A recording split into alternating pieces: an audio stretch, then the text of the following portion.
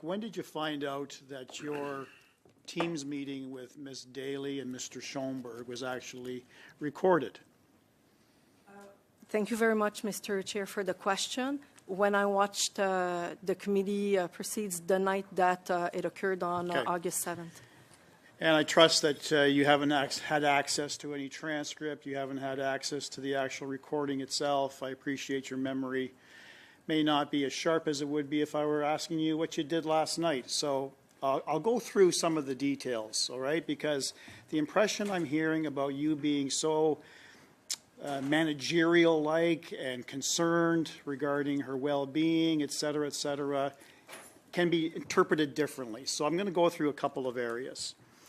One thing that really caught my eye is your confirmation. This is a 17-minute conversation.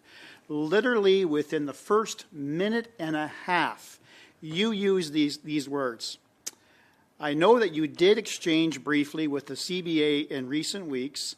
I know and you know they're probably explained that they're carrying out an investigation on the allegations that are targeting individuals, two individuals within the CBSA.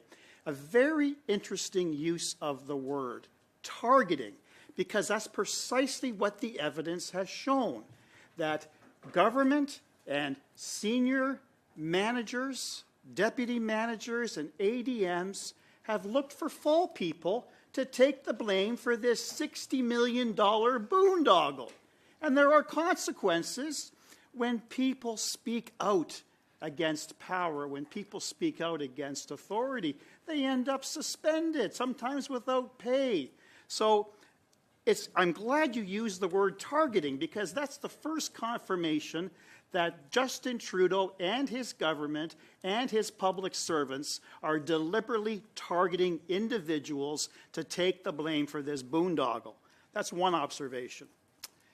Second observation, you said their investigation includes everything that they're able to put their hands on. There's a couple of holes. Another interesting angle. You asked very early on whether Daly was threatened.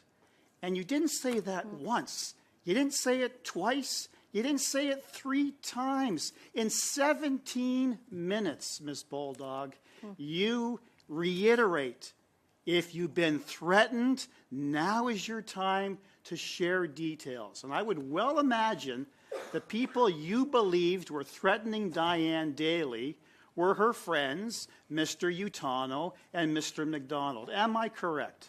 Thank you very much, Mr. Chair, for the question. So you are correct. Yes, I have not heard. Thank you. No. I have not heard the question. I'd like to say on what you are correct. I have not heard the proceedings. I'd like to explain why. I asked you, ma'am. This is my time. Or Utano threatening Diane. Are you saying no? Okay, who then were you suggesting was threatening Just her? generally speaking. What evidence were you relying on? None. Who told you to use that line of attack? Nobody. I was making sure that Ms. Daly did not feel, because she was uncomfortable to participate into the investigation. Because she already laid out her position. So why does she need to participate in an optional meeting that you kept stressing was no longer optional? In fact, what really disturbs me is Ms. Daly specifically asked you, I want evidence, I want policy, I want written direction, I want something official that compels me to participate in a meeting that I'm not comfortable with. You agreed that you would provide that, and in fact, you didn't. So why didn't you provide policy? Thank you very much for the question, Mr. Chair. I did, in fact, got these policies, and I looked at them. When I looked at them, I realized that the meeting was very strongly mandatory for her under the policies that I reviewed. The reason why I did not provide those policies to Ms. Daly is because, as I explained previously, I was genuinely trying to offer my offer.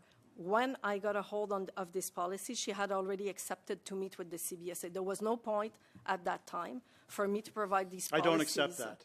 I don't accept that at all. You're trying to portray yourself as being really kind to your employees. An employee expresses reservation, concern, feeling pressured to participate in an interview that she doesn't want to do. She asks you for a legitimate question.